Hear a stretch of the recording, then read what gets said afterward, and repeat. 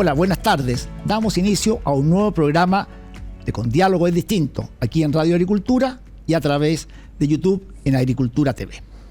Hoy hablaremos sobre los principales desafíos que enfrenta la macrozona sur, un territorio que ya lleva casi 3 años de estado de excepción en el mandato del presidente Gabriel Boric y que hace poco tiempo atrás tuvimos el atentado de la central Rucalhue, uno de los atentados incendiarios más grandes en Santa Bárbara de las últimas décadas. También ese episodio es a pocos días de la celebración del aniversario de la muerte de los 3 carabineros en Cañete y también a pocos días más en que tengamos los resultados, el informe de la Comisión por la Paz y el Entendimiento. Es un entorno preocupante y han pasado muchas cosas y por eso nos acompañan 4 grandes invitados. Andrés Joanet, diputado por la región de la Araucanía y presidente de Amarillo por Chile. Bienvenido, Andrés. ¿Cómo estás? Muy bien. Muchas gracias por la invitación. Claudia Lillo, directora ejecutiva de la Multigremial de la Araucanía. Muchas gracias por la invitación, Pablo. Tomás Lacomarcino, diputado del Partido Radical y miembro de la Comisión de Derechos Humanos y Pueblos Originarios. Bienvenido, Tomás. Muchas gracias por la invitación. Un saludo a todos. Gracias. Y Fernando Fuentealba, quien acabo de conocer también, y presidente de la Asociación de Víctimas, de la Fundación de Víctimas del Terrorismo en la Macrozona Sur. Sí, igualmente, buenas tardes y gracias por la invitación a dialogar sobre este flagelo del terrorismo. Pero antes, tal como les comentaba un poco, Con Diálogos Distintos, un programa eminentemente humano, respetuoso y propositivo desde las legítimas diferencias. Y por eso queremos conocerlo un poquito más, ¿no? Ya hemos presentado sus títulos, pero queremos saber algo más de su vida, que nos pueda contar brevemente. Partamos con las mujeres. Claudia. Yo soy arquitecto, soy urbanista, por lo tanto me fascina viajar, me fascina conocer lugares y tengo mucha capacidad de soledad, me gusta estar sola. Yo practico meditación todos los días y necesito mucho espacio para esos momentos donde se me ordena un poco más las ideas, ¿no? Wow, es lo que me acaban de recomendar, pero no cuento en verdad, lo digo en verdad. Tomás. Bueno, yo quiero dar una anécdota aquí entre nosotros. Este corbatín me lo regaló Andrés Joanet. Sí es. A los primeros días cuando era parte, ahí compartíamos comité. Pero seguimos al lado igual. Claro, igual. Seguimos igual. Al lado. Sí. Cuento eso porque uno haya estado varias veces y ya repetí anécdotas. Pero está bien, pero una anécdota bonita y saber que la camaradería. Bonito, ¿no? Sí. Sí. Bien, especialmente porque venía Andrés. Ya, muchas gracias. Estamos bien, nos llevamos muy bien. Bueno, yo soy diplomado en turismo en la Universidad de Chile, empresario hotelero de actividad y bueno, ahora representando a las víctimas del terrorismo porque fui afectado, digamos, en un acto terrorista incendiario de mi hotel y además ya cargo 3 homicidios frustrados en mi contra. Bueno, algo conversamos con Fernando y Andrés. Bueno, está otras veces el programa, pero hay una cosa que gustaría contar. Un poco algunas cuestiones que se sabe poco. Yo durante 10 años me dediqué un poquito más, diría, al tema indígena fuertemente en América Latina. Desde México hasta Chile, naturalmente, pasando por distintos países de Centroamérica y América Latina, ¿no? Y por tanto conozco el tema indígena profundo. Cuando uno, por ejemplo, a veces nosotros nos miramos como el ombligo, creemos que lo nuestro es el centro, y cuando uno está ahí en Santiago Atitlán, en Centroamérica, en Guatemala, uno dice, y ahí están los indígenas tusujiles, que hacen unas maravillosas artesanías, no tienen idea de nosotros, o sea, no existen ellos para ellos, que son además los descendientes de los mayas, entre paréntesis. Entonces, eso también es porque de respecto a este tema se habla mucho, pero creo que hay que mirar siempre un contexto. América Latina es mestiza, morena, es lo que somos, un cúmulo de culturas y de personas, y nosotros somos uno más, y no somos el centro. Eso es bien importante, quizás muy importante contextualizar. Gracias a cada uno por compartir algo de sus vivencias, de lo que hacen o no, esta anécdota importante. Y bueno, vamos a una pausa y ya volvemos en Con Diálogo es Distinto.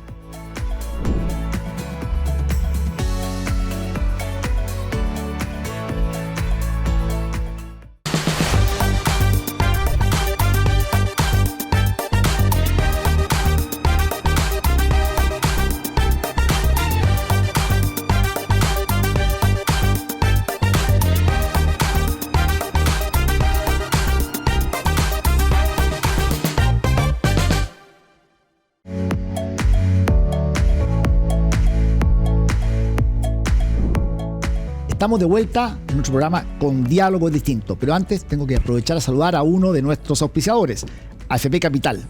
En Capital hay un servicio para cada etapa de tu vida, porque nuestro compromiso es acompañarte en tu presente y tu futuro. Y echemos de lleno ahora la conversación sobre los desafíos que tiene la macrozona sur en términos de seguridad, pero también eso implica desarrollo económico y social. Todo esto en el contexto que estamos a pocos días de la entrega del informe de la Comisión para la Paz y el Entendimiento. Nos acompañan para conversar Andrés Joanet, diputado por la Araucanía, Claudia Lillo, directora ejecutiva de la Multigremial de la Araucanía, Tomás Lago Marcino, diputado y miembro de la Comisión de Derechos Humanos y Pueblos Originarios, y Fernando Fuente Alba, presidente de la Fundación de Víctimas del Terrorismo de la Macrozona Sur. Solo algunos datos de contexto. En la última semana la Macrozona Sur ha vuelto a ser parte del centro del debate nacional el ataque incendiario a la central hidroeléctrica Trocalhue, con más de 50 vehículos destruidos y 4 guardias de seguridad amenazados, 2 de ellos con lesiones, ha sido considerado uno de los hechos más violentos en la zona. Y por primera vez, cabe destacar, el Ejecutivo informó que invocará la ley antiterrorista en la presentación de la querella de este caso. Todo esto ocurre en un contexto sensible. La Comisión por la Paz y el Entendimiento se prepara para entregar las conclusiones al presidente de la República a fin de este mes de abril. Sin embargo, durante estos días han habido rumores, que esperamos no sea así, que en algunos temas no habría acuerdo unánime y también que algunos podrían estar en contra de ciertos temas del informe. Esperamos realmente por la paz y el entendimiento que lleguen en estos pocos días que quedan a un informe que satisfaga a las partes, lo cual conversaremos. Y por último, quiero hacer notar, para que lo conversemos, que hace poco, en marzo, el Ministerio del Interior dio a conocer que existía una baja sostenida en los eventos que se denominan violencia rural. Luego hablaremos de eso. Habló de una disminución del 60% de estos eventos de violencia rural con respecto al mismo periodo del 2024 y de un 78% con respecto al 2021. Según ellos, esta es la última cifra, lo que dice el Ministerio del Interior, la más baja desde los últimos 9 años. En ese contexto, partamos. Ustedes comparten que hay una disminución importante de la violencia, los actos terroristas en este último año. ¿Podemos decir que la macrozona hoy día es más segura? A ver, yo voy a partir por una cosa, por lo primero que tú dijiste. A mí no me gustaría que se entendiera que el mundo mapuche es el que está detrás del terrorismo. El mundo mapuche, al igual que la sociedad civil en la Araucanía y en Arauco, son víctimas del terrorismo. Y son cosas totalmente distintas. El terrorismo y la violencia ha ocupado y ha utilizado las consignas indigenistas para sus propios negocios, la mayoría, o sea, todos ellos ilícitos. Por lo tanto, yo distinguiría eso y no me gustaría jamás que se entendiera que estamos estigmatizando a un pueblo originario que es igual que todos nosotros, que busca vivir en paz, producir en paz y educar a sus familias y a sus hijos en el lugar. Eso me gustaría dejarlo muy claro. Perfecto. Y por eso también es distinto lo que pasa con paz y entendimiento a la segunda pregunta que tú nos haces, que tiene que ver con los hechos de violencia. Nosotros como multigremial, que llevamos 15 años haciendo un seguimiento de los hechos de violencia, estamos muy de acuerdo contigo que este concepto que se usa de violencia rural es un eufemismo, que se usa porque fiscalías, carabineros y la justicia no es capaz de entender qué es terrorismo, y como no se podía investigar como terrorismo, los denominaron violencia rural, ¿ya? Y es efectivo que los últimos, nosotros tenemos una línea del tiempo que ustedes podrían a lo mejor subir en alguna parte, que desde el 2021 nosotros estamos haciendo esta línea del tiempo sin estado de emergencia con el presidente Piñera, con estado de emergencia con el presidente Piñera, los 50 días sin estado de emergencia con el presidente Boric, donde suben un 230% los hechos de violencia en 50 días. Con estado de emergencia acotado durante el presidente Boric, y el último año, casi 2 años, con el estado de emergencia real, constitucional. Y efectivamente hay una disminución de los hechos de violencia en un 78% de lo que nosotros calculamos respecto al 2021. Sin embargo, nosotros llevamos 2 años diciendo que estos hechos de violencia han aumentado en su impacto, es decir, antes quemaban 10 camiones en 10 hechos de violencia, y hoy día, como estamos viendo, queman en un hecho de violencia 5, 10 o como el mega atentado que vimos esta semana, donde se quemaron 50 y tantas máquinas. Y lo otro que ha aumentado, y eso también está en el informe que nosotros entregamos de resumen del año 2024, hay un aumento en un 25% de los homicidios y los homicidios frustrados. Es decir, han disminuido los números, pero la violencia sigue aumentando. Andrés. A ver, yo quiero ser súper claro en esto. O sea, el año 2015 asumí como intendente y me preguntaron qué es lo que hay en la Araucanía y dije, hay violencia y delincuencia rural. Fui el que puse esa frase. Porque estábamos 68 en terrorismo, sí. Hoy día estamos 21, el año pasado estamos 17. A ver, hay actos de tipo terrorista, hay terrorismo y también hay violencia, lo que acaba de decir la Claudia. O sea, lo que hay permanentemente contra el pueblo mapuche es que hay extorsión. Para las cosechas nosotros cosechamos con militares. Por tanto, hay una situación de violencia y delincuencia que es distinta a la ciudad. Hace años atrás se fijaban mucho en la Araucanía porque en definitiva lo urbano no era tanto como hoy día. Hoy día el crimen organizado tiene absolutamente controlado sectores importantes de Valparaíso, de Temuco, de Santiago, en fin. Entonces ya como que se empató. Pero antes la violencia en la Araucanía era tan fuerte que todo el mundo miraba para allá. Esa violencia sigue permanente. Lo que acaba de decir Claudia respecto, por ejemplo, hay muchos asesinatos además que no se terminan, para que nadie sabe quién mató a personas mapuche. Y hay hay instituciones que no están haciendo su trabajo. Son súper buenos hay mucho efectismo de repente cuando hay un parlamentario metido en un tema y ahí aparecen las instituciones, la PDI y la Fiscalía.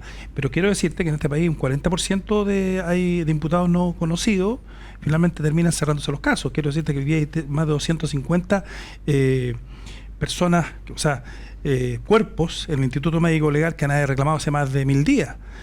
¿Y por qué digo eso? Porque en definitiva lo de la Araucanía, que era nuestra expresión permanente de falta de Estado, ¿ya?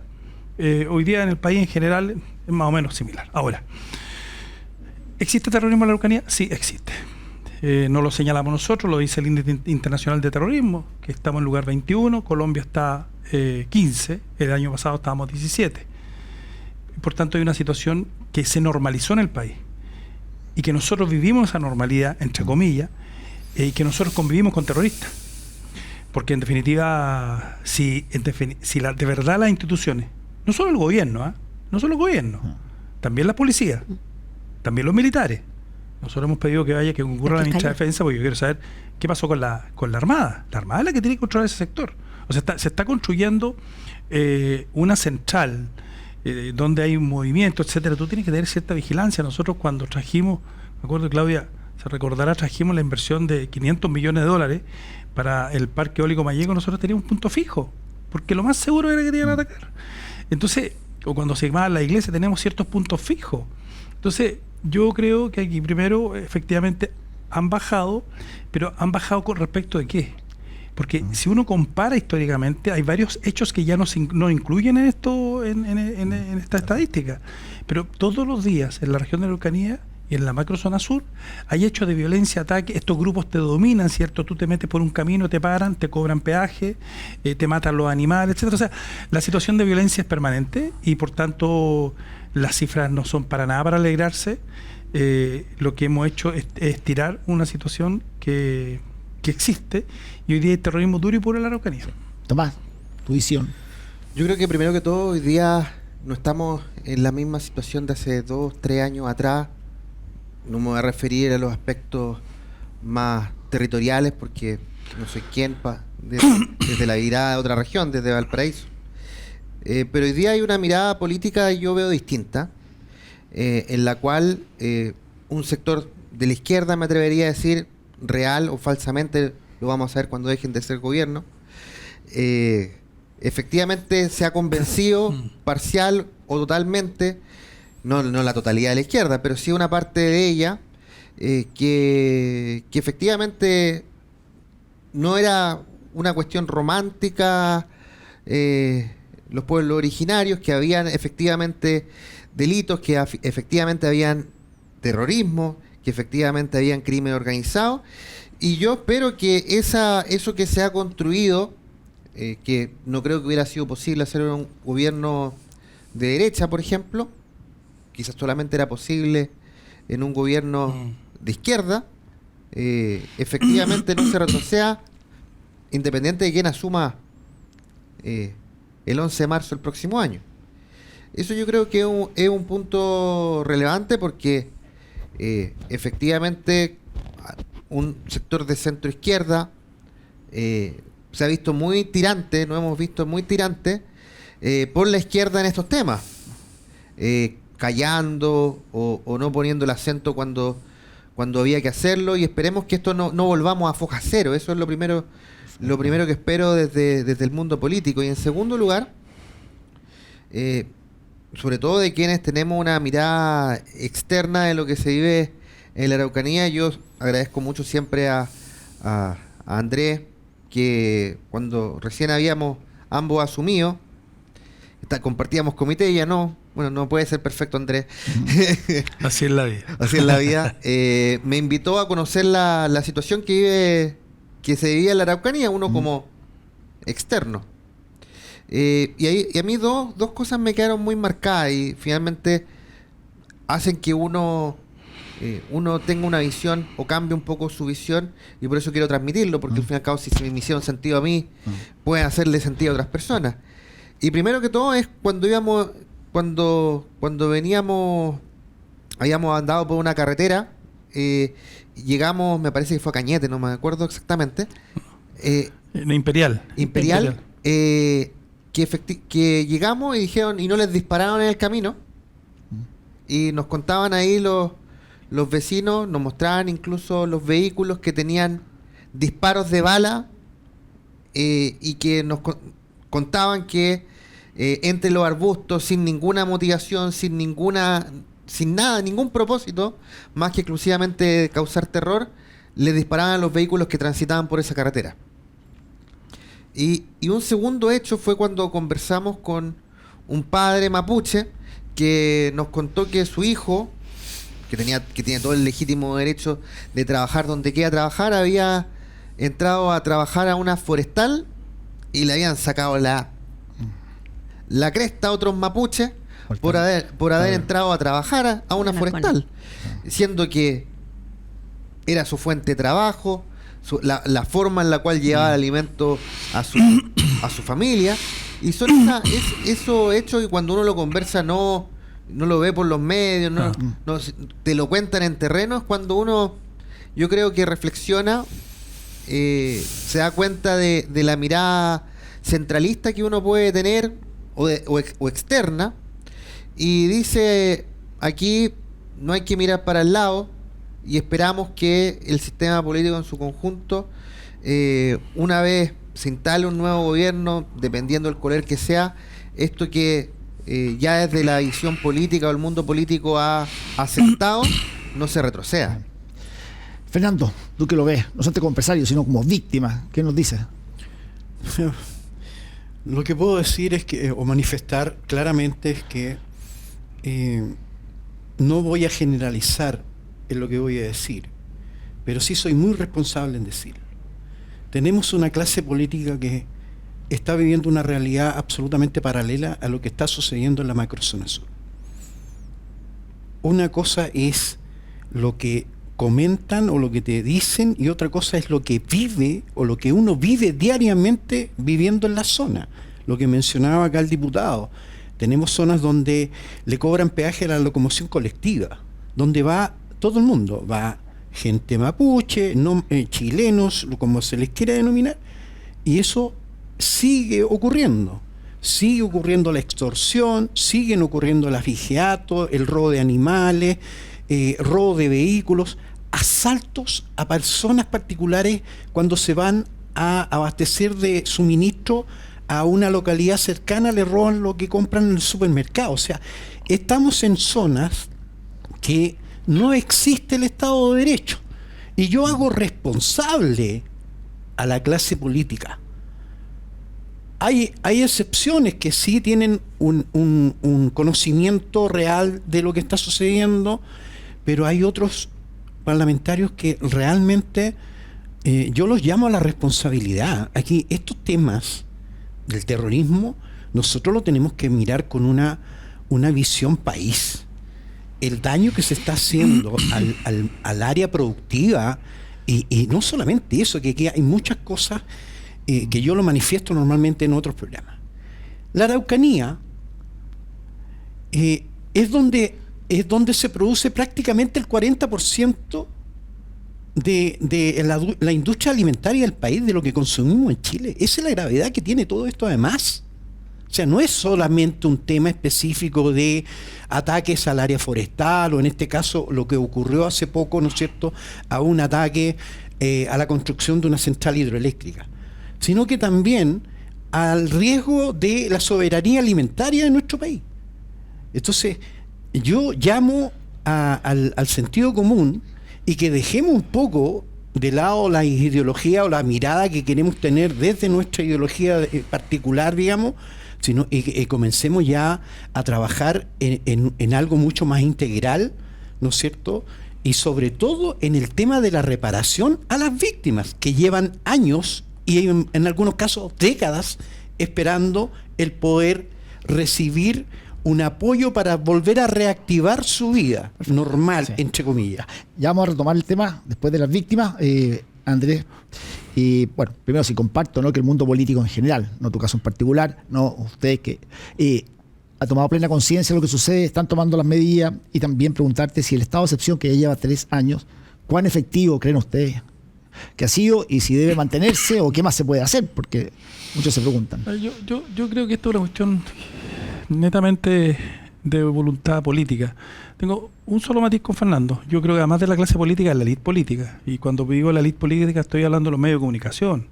Los medios de comunicación enfrentan estos temas cuando hay un atentado como este, dura 2 o 3 días, después chao. Digamos las cosas como son. Cuando te quemaron a ti, un ratito duran los medios. Entonces, porque esta es una cuestión mucho más dura y permanente. Porque vivir en esta situación permanente donde la gente siente que el Estado no está, ¿qué va a hacer la gente? Cuando en definitiva tiene al tipo ahí que te extorsiona, que además está vinculado al narco. O sea, solo este año han habido, solo en Ercilla, han habido, se han requisado, o sea, se han más o menos cerca de 3.000 plantas de marihuana, no sé cuántos kilos de marihuana prensadas en 5 comunidades. Ahora, eso es el pueblo mapuche, no, como hizo Claudia, no es así. Son grupos que se instalan dentro de las comunidades, los extorsionan y le dicen que tienen que callarse. Igual como operan las mafias de narcos. Sí. Entonces, por eso, claro, hoy día se habla de narcoterrorismo, etcétera. El terrorismo ideológico, pero yo ya al final, estos tipos están atrás del negocio. Pero mira, para volver a la pregunta, yo creo que esta cuestión es decir, terminemos con el terrorismo en la Araucanía, nos hacemos cargo y aquí van a haber daños colaterales. Y lo voy a decir súper responsablemente. Van a haber daños colaterales. Y es inevitable. Pero uno no puede seguir en una situación permanente, eternizando algo que no es normal. Nosotros estamos en democracia, se supone que vivimos en democracia. Pero si tú en democracia no puedes desarrollar tu libertad, tú no estás en democracia. Entonces nosotros tenemos un problema de democracia, hoy día en Chile, además, porque con todo el tema de inseguridad, pero en la Araucanía. Y es que en definitiva, como he dicho, efectivamente, la clase política apoyada por la élite, porque si ocurre esto, van a venir los medios de comunicación, y al final no toman esto con objetividad, porque si mueren personas, si hay enfrentamiento, bueno, hay que ponerse por el lado del Estado, porque los que vivimos en la Araucanía somos los que vivimos las consecuencias. Entonces, es un tema de decir, mire, terminemos con esto. Alguien ha dicho por ahí, yo lo digo, no tengo, París, y decía, vamos allá, los militares, no sé, primero, esto no es una cuestión de la noche a mañana, esto es escalonado, primero. Segundo, hay que ser muy responsable en sentido como uno actúa, y uno perfectamente puede aislar a los grupos de delincuentes, terroristas que están ahí, pero para eso tiene que tener una estrategia, y eso es voluntad política. Gloria. Varias cosas. Primero, son aproximadamente 460 personas que tienen de rodilla la Araucanía y de rodilla Chile. ¿Se podría terminar con eso? Efectivamente, es necesidad de voluntad política. Pero ¿quién tiene que ejercer esa voluntad política? ¿La tiene que ejercer efectivamente el ejército, los marinos? No, la tiene que ejercer el Estado chileno. Yo concuerdo con Andrés cuando él dice que esto en los medios está un día, 2 días. Y el problema no solamente de la Araucanía, de Chile completo, es que solo ocurre lo que ocurre en Santiago. Lo que no está en Santiago no ocurre. En el norte están con un problema gravísimo. Entran gente, droga, armas, todos los días por cientos. Nosotros llevamos 25 años con estos atentados, el 97. Y nadie le importaba. Es más, toda la gente decía, pobres mapuches que ustedes lo tienen supeditados. Pero, Claudia, entonces, pero vamos, ¿el estado de emergencia ha servido? Sí, mucho. esa es mi pregunta, ¿sí? Ha servido, sí, y mucho. Nosotros estamos tremendamente agradecidos a las Fuerzas Armadas, a los marinos, a todos los que están poniendo su vida, exponiendo su vida por protegernos. ¿Pero alcanza con él solamente? No alcanza, y no alcanza por varios temas. No alcanza primero porque no hay productividad. Por lo tanto, esos lugares que están vacíos, que no es que estén vacíos, los llenan otras leyes. Por lo tanto, no solamente tiene que haber fuerza para protegernos, sino que a la vez el Estado tiene que entrar con infraestructura, con caminos, con escuelas, y el mundo productivo tiene que poder ofrecer trabajo para que esta gente puedan, o sea, se retiran, no existe, pero puedan salir adelante. Ahora, y en esto yo voy a ser igual de responsable que tú. Va a haber efectivamente, si uno quiere que esas 460 personas dejen de no estar ahí, tiene que estar la Fiscalía, tiene que estar los Carabineros, tiene que estar la PDI, tiene que estar los jueces disponibles a hacer la pega que hay que hacer. Y no es una pega fácil. Pero sobre todo hay que entender que ahí va a haber, efectivamente, como dijiste tú el otro día, bajas. Y esas bajas, ¿va a venir los derechos humanos a defenderlos después? ¿Y van después a terminar los militares en Punta Peuco? Porque le estamos pidiendo, tú le acabas de pedir a los marinos, ¿por qué no están? Los marinos y los militares están haciendo la pega, la que pueden hacer constitucionalmente. A ver, que lo que tú has dicho un punto, y justamente, Tomás, te llegó el sayo. Tú hablabas de que para el próximo gobierno, pero ya en este gobierno se ha mantenido el estado de excepción. Al principio, ¿no es cierto?, la posición era distinta. Pero más allá de esto, tenemos la ley antiterrorista, habrían bajas supuestamente si queremos enfrentar el problema con esa cantidad de personas. ¿Cuál es tu mirada, cuál es tu disposición y cuál sería una mirada de Estado tú? O sea, en primer lugar, como bien dice Andrés, eso tiene que ser escalonado. 460 personas, no sé cuál será la fuente de ese número, pero no es una cantidad abrumadora de personas que pueden ser efectivamente sacadas de circulación. Y tienen que ponerse y actuar los distintos poderes del Estado, como bien se dijo, Fiscalía, Fuerzas Armadas, Policía, y actuar de una vez por todas. Y jueces. Jueces también. Hoy día ha avanzado un paso la regla de uso de la fuerza. Avanzó un paso, ¿no? Ahora vuelve la defensa, Ahora vuelve. Una semana más. O sea, demorado bastante en salir. Sí, pero está en el Senado el que se demora. Pero ahí hay un tema, ley marcial. Que eso nos habilita para, por ejemplo, la ley de infraestructura crítica, que es una materia que nos permite avanzar un escalón. Ahora bien, esta discusión tan prolongada en algunos proyectos de ley, creo yo que ha sido irracionalmente prolongada, y en eso creo que ha habido muy poca capacidad de acuerdo en materias que finalmente se miden con la sensibilidad de otras regiones. O sea, efectivamente, yo nunca me atrevería a decir algo como lo que dice Andrés ahora para la región de Valparaíso, porque porque la región de Valparaíso no está en la situación de la Araucanía. Entonces, esa perspectiva, creo yo que se requiere harta empatía, más que nunca hoy día, desde los distintos sectores políticos, para escuchar mucho a quienes viven allí y que se tomen las decisiones que se tengan que tomar con altura de Estado. Obviamente, a propósito de esta semana, y como se plantea el tema de derechos humanos, yo he sostenido permanentemente en la Comisión de Derechos Humanos que tenemos un problema con el Instituto Nacional de Derechos Humanos, que su correlación de fuerza está desmedidamente balanceada hacia la izquierda, con 11 de los 11 consejeros, 7 son de izquierda, 4 son de derecha. Ahora se tiene que votar un consejero que termina, que es Pertuce, que es más de sensibilidad de derecha. Se había llegado a un acuerdo para que se eligiera a Paula Salvo con los votos de la derecha. Incluso me parece que, Andrés, tú también votaste por Paula, justamente porque un acuerdo de que el siguiente que venía justamente era de una sensibilidad derecha, que finalmente presentaron a Pertuce. Lamentablemente este acuerdo es roto por el Partido Comunista, que presenta una candidata al consejo del INDH, y el Frente Amplio ahí no sabe si estar si respetar el acuerdo o estar con el PC. Perfecto. De hecho, a mí se me acercaron y me tiraron la pelota porque yo soy el voto dirimente. Entonces me daba risa esta semana porque el Frente Amplio me decía, oye, ¿tú vas a votar por Pertuce para que se respete el acuerdo? ¿Y ustedes no van a votar? No, pero con tu voto basta. Claro.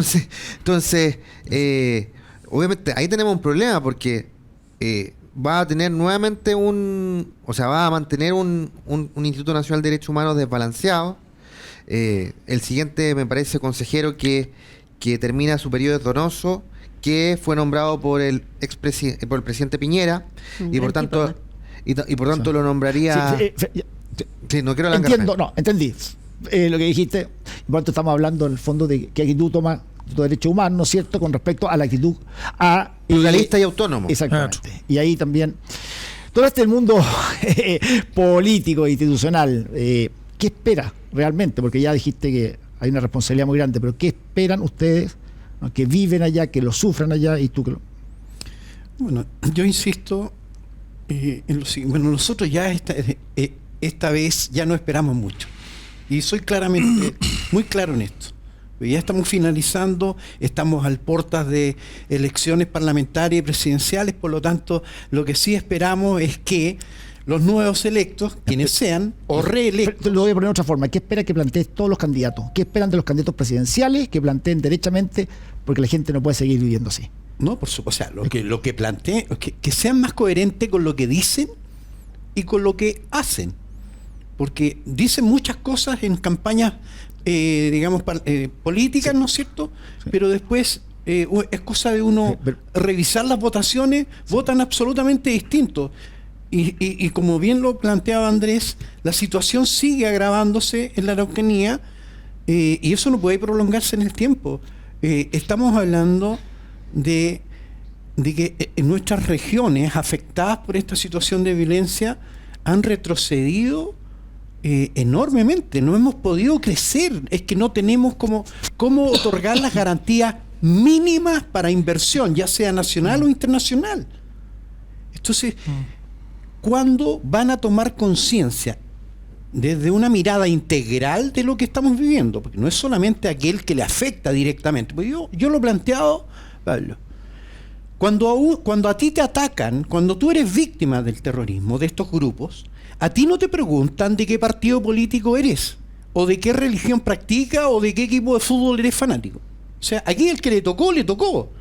Entonces, eso es lo que muchas veces la clase política no entiende. Este es un problema de país. Y es un problema grave. Nosotros tenemos que tratar de reducir. A mí me cuesta creer de que lo vamos a solucionar, porque si seguimos actuando yo o se sigue pensando... Yo quería lo concreto, Andrés, porque aquí, además del estado de excepción, ¿no es cierto?, aquí tenemos la nueva ley antiterrorista, pero la ley de inteligencia. La acabamos de sacar, de votar ya en la Cámara. Ok, después hablamos, reglas de uso de la fuerza y la ley de infraestructura crítica. Van a salir... La ley de inteligencia llevaba 5 años. 8, no. Claudia, 8. Bueno, 8 años, pero la sacamos, mira, te quiero decir pero que entre 5 y 8 ya hemos sacado, mira, o sea, da igual. Hemos sacado, ojo, una barbaridad. nobleza obliga. No. Nobleza obliga. No. Hemos sacado 50 leyes en materia de seguridad estos 3 años.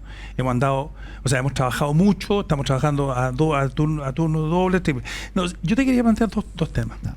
Si yo te dijera a ti que en Alemania, en Francia, en Bolivia, en Colombia, hace unos días atrás quemaron 50 camiones y que cosechan con militares, tú me dirías, pobre país.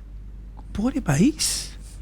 O sea, ni en Colombia, ni en Ecuador, ni en Bolivia, en ningún país latinoamericano, ni en Perú, ocurre lo que ocurrió acá. Lo que ocurre acá es que empecemos a entender la dimensión. Cuando nosotros miramos el crimen organizado en otros países, decíamos esto de los secuestros, etcétera, pobres países, bueno, así nos están mirando ahora. Entonces, el tema de la inversión, ¿quién va a ir a invertir en una región que tiene la violencia que tenemos nosotros y que el Estado no garantiza eso? Entonces, aquí hay una cuestión ya que entonces nosotros estamos pasando a una segunda etapa. Mira, ¿sabes? Lo que falta aquí, no, y esto no es demagogia ni nada, es que terminemos con los cascos azules. ¿Por qué? Porque hoy día la situación no la resuelve el Estado, pero la puede resolver. Y yo no es que sea autorreferente de nada. A mí me tocó asumir, como intendente en 2015, cuando estaba Francisco Guanchumilla, a quien aprecio, en fin, pero se le quemaban todos los días caminos a la autopista, todos los días. Cabe Francisco, asumo yo, se nos quemó una vez un camión en la autopista, una vez. No se quemaron más, se quemaron iglesias, no se quemaron más iglesias, generamos un ambiente absolutamente distinto, trajimos inversión, etcétera, y teníamos un plan, que además era liderado por la comisión, hicimos con la comisión Vargas, o sea, teníamos un ambiente distinto. En la región empezamos a generar, pero ¿sabes cómo eso? Pura autoridad. Ahora, tomamos medidas que yo naturalmente no las puedo señalar acá, pero que fueron medidas durísimas. Y que todos los países la han tenido que tomar en algún Mira, minuto. tomamos medidas en materia de inteligencia y seguridad. Nosotros sabíamos perfectamente quién era, dónde era, y en definitiva nos movíamos en torno a eso. Con lo poco que teníamos. No teníamos militares, con puro. Pero ¿sabes lo que hicimos? Pusimos una prefectura de control de orden público. Por primera vez en la historia, en una región habían 2 generales. Y pusimos en Pailahueque. No sabía nadie. Y en diciembre del 2015, sin que los medios de comunicación se enteraran, ¡pum!, trajimos golpe y empezamos a tirarlo a los campos y a sitiar a los sectores que eran más complicados. Y ahí se dieron cuenta. Y sintieron que la mano era distinta.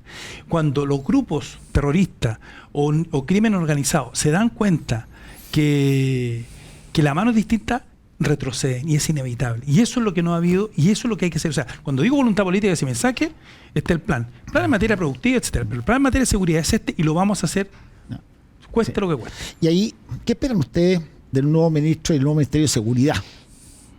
Me imagino que hay coherencia, porque lo que estabas diciendo tú recién, se pone el estado de emergencia y durante 1 año y medio tenemos estado de emergencia acotado. O sea, todo se hace como sí, pero no. Por eso, pero el diagnóstico lo conocemos. ¿Qué esperas? Bueno, vamos a la propuesta. Para nosotros es clave. ¿Es suficiente? ¿Lo van a hacer? ¿Van a ser capaces de hacerlo? ¿Van a tener el coraje de realizar lo que tienen que realizar? Además, quedan las policías a un lado, los militares quedan a otro. Hay un montón de cosas que, desde mi punto de vista, sin estar funcionando, no entiendo si están funcionando bien. Y lo último, la ley antiterrorista. Pero el coraje, todo este coraje, ¿para qué? Pero se aprobó, allá va hoy, se aprobó hace, no sé, el 15 de febrero. Ha habido 8 atentados entre medio. Primera vez que el gobierno declara la ley antiterrorista y no tengo claro si es porque los chinos alegaron o no. No lo tengo claro. Y estamos hablando de atentados como dispararle a los aviones que están apagando los incendios. O sea, eso es homicidio. Y ahí no pasó nada. Nada. Pero ojo, porque además del punto de vista conceptual, esta es una nueva ley antiterrorista que la hicimos nosotros nos preocupamos de eso y por tanto este tipo de atentados caben dentro de la ley. Y me da 10 segundos. Fue algo que pasó y estábamos con Tomás en la Cámara. Por primera vez en la historia, un ministro reconoce que hay asociación terrorista. ¿Qué decía el presidente Boric? El presidente Boric decía, hay acto de tipo terrorista. El ministro Cordero, hace unos días atrás, en la Cámara, dijo, hay una asociación terrorista y la captó, etcétera. O sea, hoy día el Estado reconoce, bueno, si el Estado reconoce que hay una asociación terrorista, no se quede mirando al frente, vaya y ataque a la asociación terrorista. Entonces, ¿podemos esperar algo nuevo del ministro Cordero y de este nuevo ministerio? O sea, yo creo que no solamente el diagnóstico, que sea más claro, sino el Ministerio de Seguridad es una buena noticia para regiones, Valparaíso, la región metropolitana, pero claramente está plenamente excedido. O sea, yo creo que esta es una materia que está un par de cuadras más allá, más cerca de Paseo Bulnes, donde está el Ministerio de Defensa. para ser honesto, o sea, la mayoría de los hechos de violencia no las cubre. Bien, pero la decisión es política. Si queremos ir a Paseo Bulnes, del cual conozco bien, hay que el gobierno tiene que darle el apoyo político.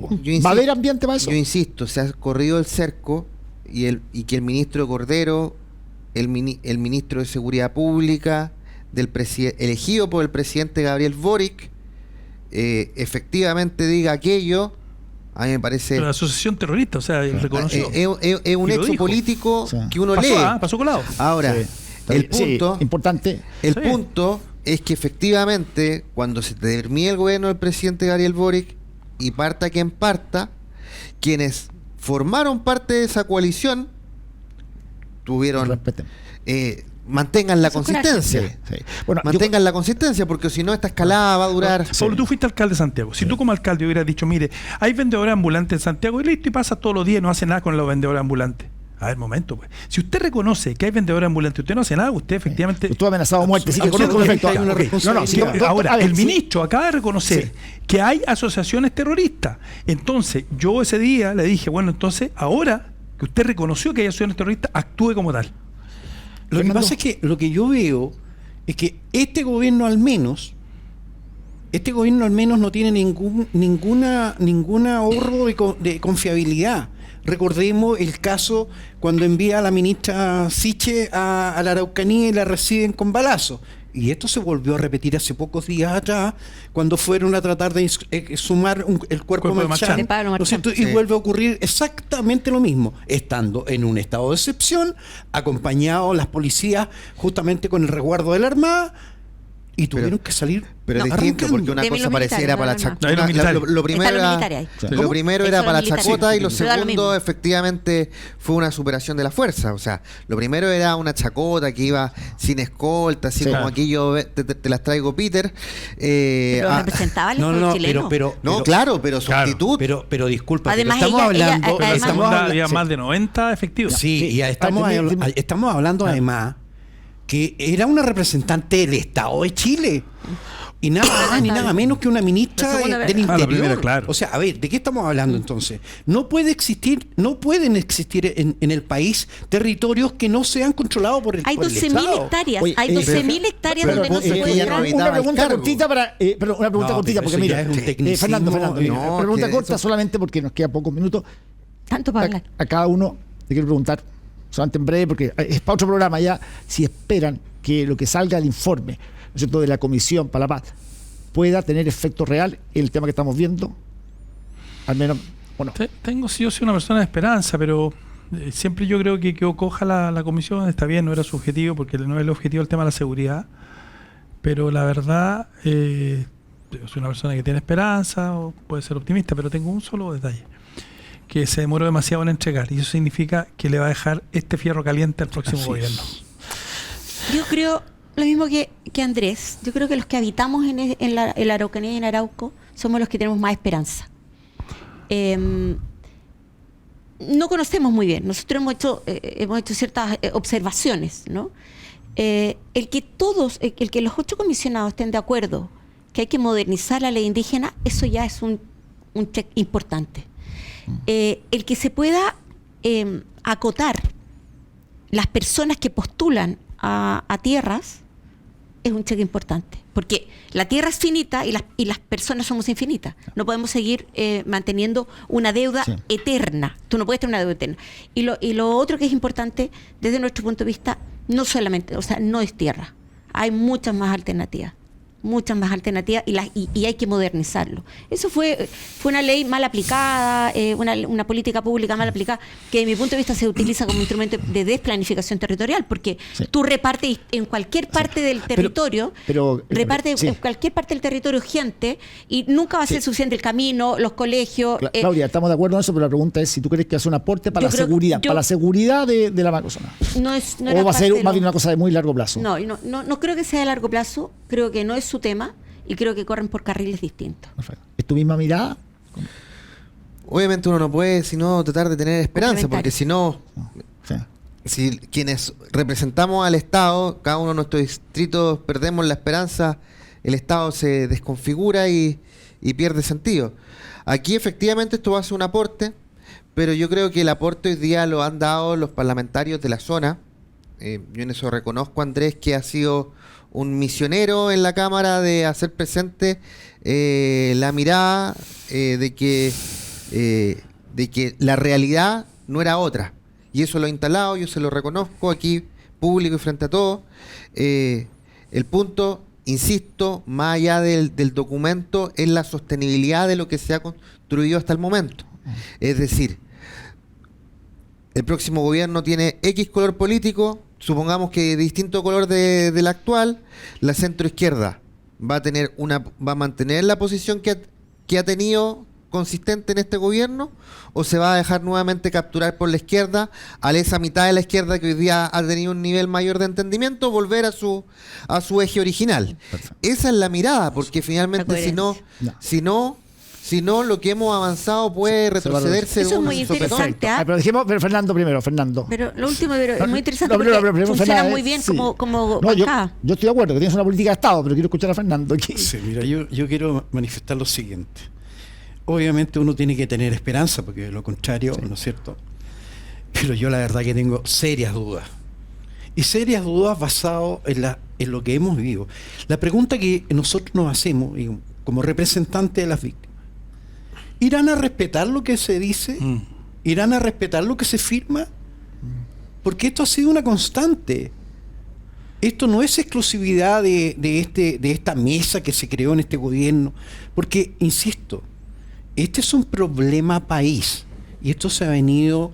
hemos sido reiterativos en la creación de mesas de trabajo, mesas de diálogo, mesas de coordinación, y en el intertanto siguen sumando víctimas, se siguen sumando, ¿no es cierto?, hechos que retiran a toda posibilidad de seguir produciendo en nuestra región.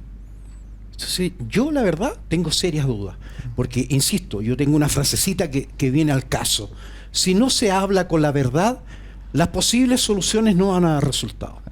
Bueno, nos tenemos que ir a una pausa. Sin embargo, me queda claro de que se podría, pero aquí se requiere coraje y coherencia política. Y tal como dijo aquí el diputado, ¿no es cierto?, tiene que mantener la posición. Quienes la mantienen hoy día tendrán que mantenerla mañana. Creo que vamos a una pausa y seguimos hablando de este tema.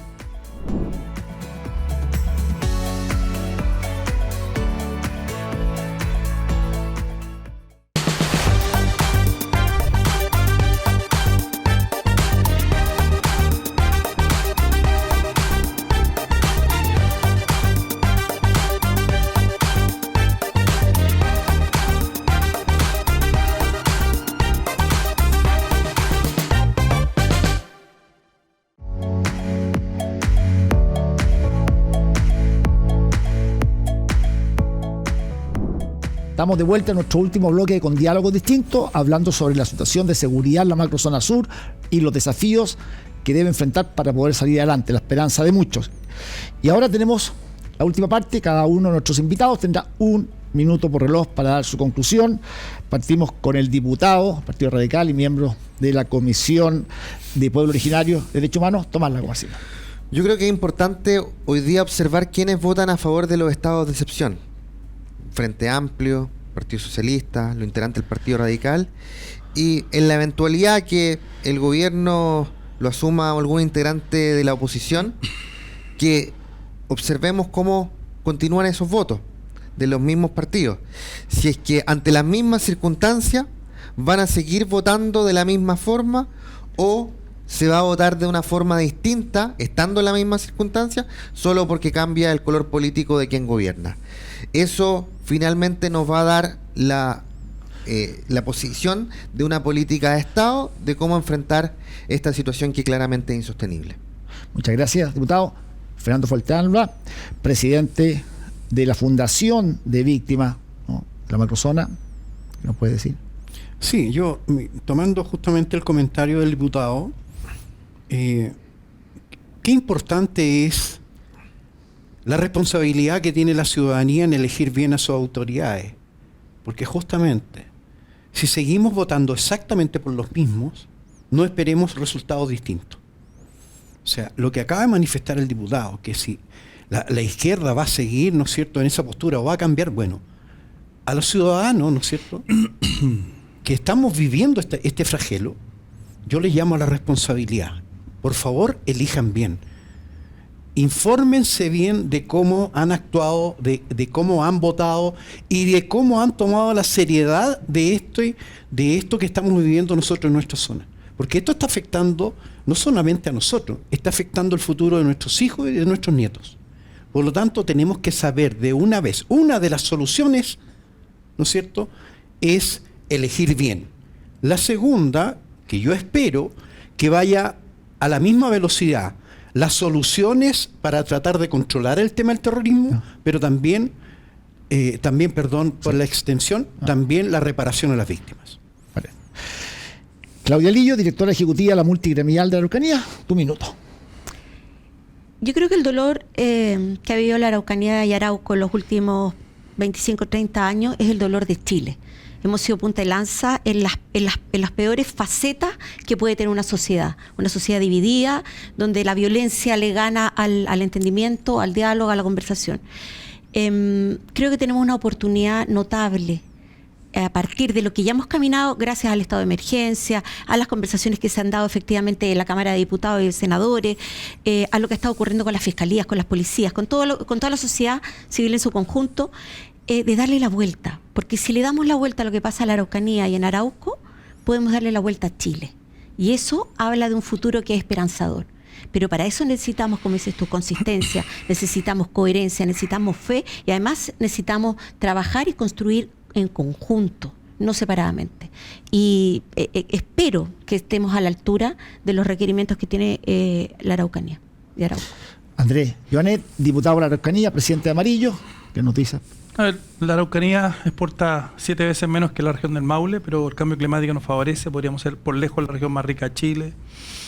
Y la verdad que eso no ocurre por la violencia. Pero también ocurre por una cosa, y yo quiero llamar a la derecha aquí, que no se pasen de rosca, porque la derecha es la que está haciendo el turismo electoral. Cuando la derecha hoy día está hablando que va a llevar tales candidatos presidenciales, si no son presidenciales, a candidatos a senadores de la Araucanía, es faltarle respeto a nuestra región. Y yo le pido a la gente de nuestra región que empecemos a mirar lo local, porque más el nivel de los candidatos que llevan no son buenos.